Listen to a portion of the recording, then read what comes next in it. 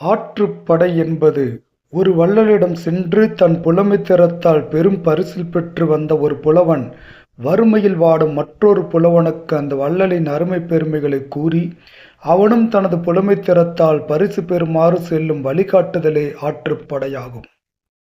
இங்கே முருகப்பெருமானுடைய அருளைப் பெற்று முக்தி நிலையடைந்த புலவன் அந்த பெருமானிடம் ஆறா காதல் கொண்டு அவனை அடையத் துடிக்கும் பக்தனான புலவனுக்கு வழிகாட்டுகிறான்.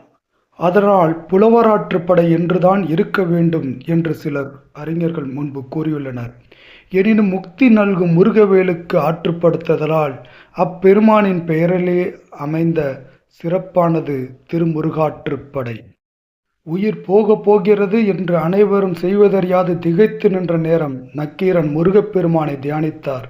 குகையிலிருந்து மீண்டு வர குகனை எண்ணி கசிந்து பாடத் தொடங்கினார். அதுவே திருமுருகாற்று